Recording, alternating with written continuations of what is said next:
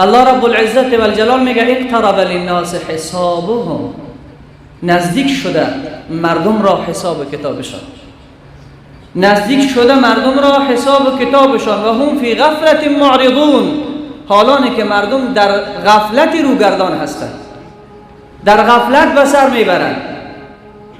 بایه ها و نشانه های پروردگار امروز هر اتفاقی که در زمین میفته ما تلاش میکنیم یک چند تا عکس و تصویر برداریم تا بیننده ما در فیسبوک زیاد شود.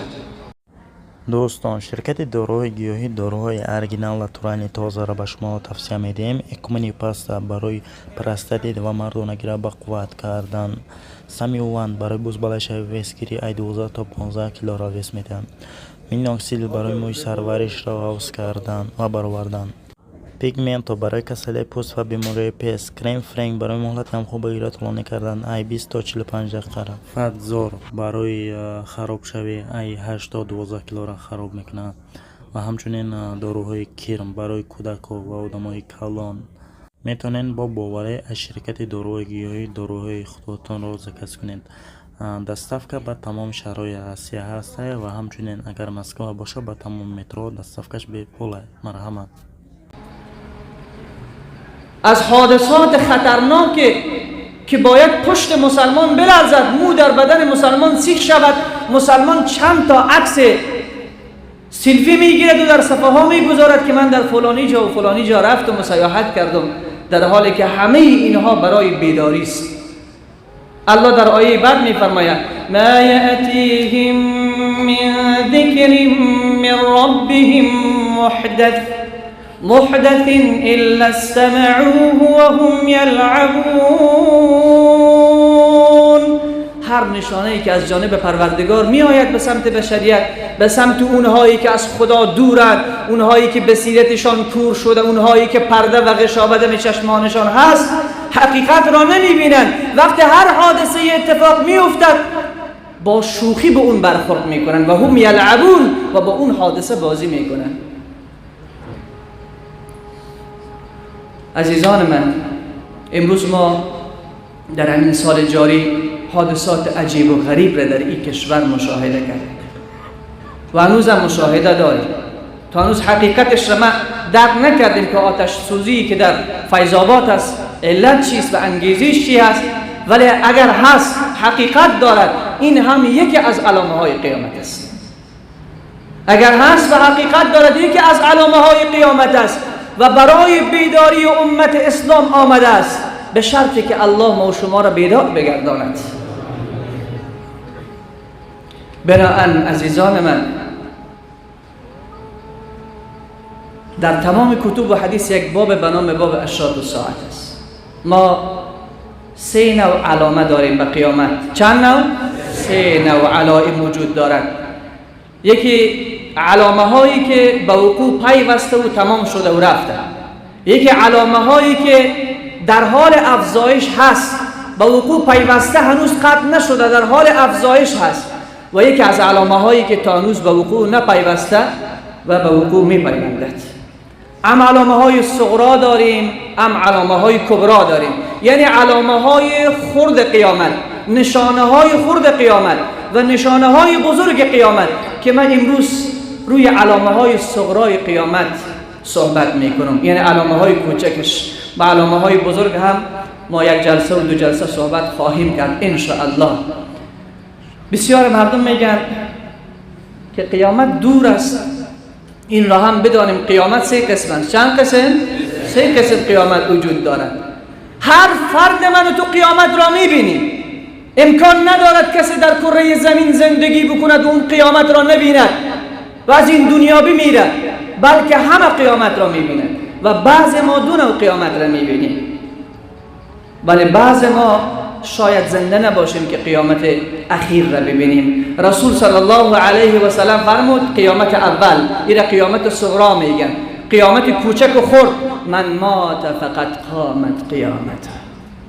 کسی که مرگ به سراغش آمد قیامتش برپا شد. کسی که مرگ به سراغش آمد قیامتش برپا شد. کسی که مرگ به سراغش آمد اون سعید بودن و شقی بودن خود را میداند نیکبخت بودن و بدبخت بودن خود را میداند.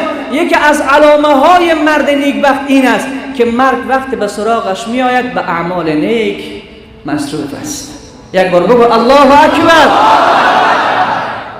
دیروز در این نزدیکای کسی وفات کرده، برای ما گفتن صبح وقت یک دانه گوسفند را ذبح کرده و گوشتش صدقه کرده، در اخیر همین روز جان داده است. تکبیر!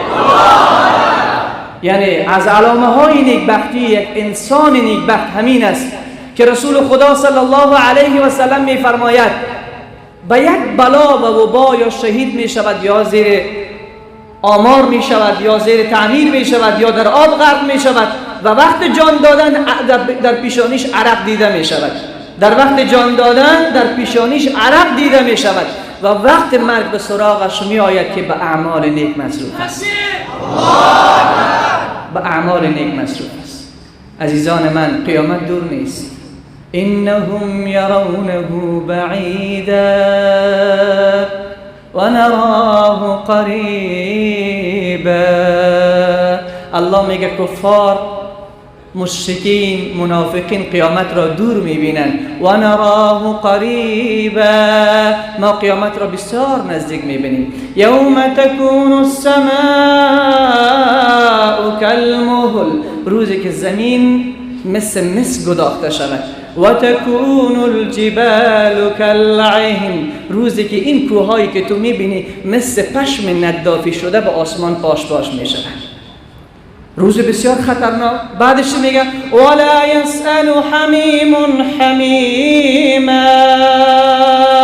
روز قیامت یک روز خطرناکی هست که هیچ کسی از دوست خود نمیپرسد، نه پدر از پسر خود، نه مادر از دختر خود، نه رفیق از رفیق خود، نه شوهر از همسر خود.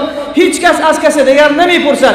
یبصرونهم، شاید در ذهن ما بگرده که روز قیامت ازدحام خیلی زیاد است، ما شاید رفیق خود را نبینیم، شاید برادر و بچه و فرزند خود را نبینیم. الله میگه یبصرونهم، یکی به دیگر نشان داده میشوند، ولی آنقدر اینها در تلاطم و امواج خطرناک قیامت قرار دارند.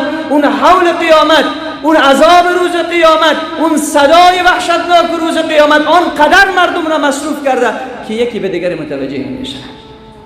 آمادگی داریم؟ کی آمادگی میگیم؟ پس شروع کنیم عزیزان من، شروع بکنیم.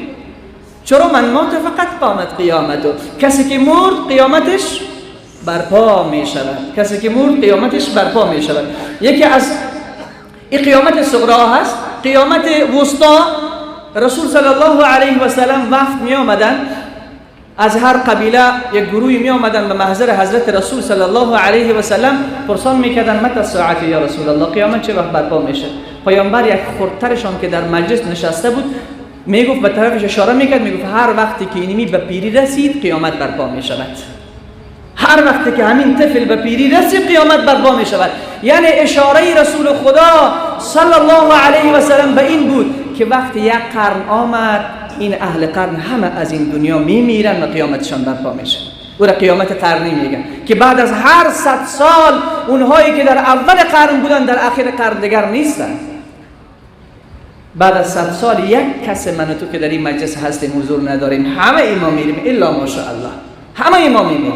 این قیامت وسطا هست و یک قیامت کبرا هست که علامه ها داره. روی علامه های همین بحث میکنیم که اون قیامتی هست که زمین و آسمان همه بر هم میخورن، این دنیا نابود میشود، نه قصر هست، نه باغ هست، نه بهار هست، نه دریای هست، نه کوه، نه آسمان و نه ستاره و آفتاب و مهتاب، هیچ چیزی باقی نمیماند.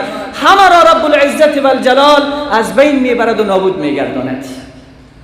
یکی از علامه های قیامت، یکی از علامه های بارز قیامت بعثت رسول الله صلی الله علیه و سلم. وقتی پیامبر مبعوث شد یک علامه بزرگ قیامت نمودار شد، چون وجود محبوب ما رسول الله صلی الله علیه و سلم دلالت به قیامت میکند.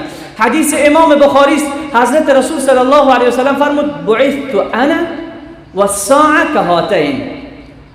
انگشت خود این گونه کردن، دو تا انگشت خود را گفتن من و قیامت مثل این دو تا انگشت کنار هم هستیم، مثل دو تا این انگشت پای هم می آییم. یعنی وقتی که من آمدم قیامت برپا می شود.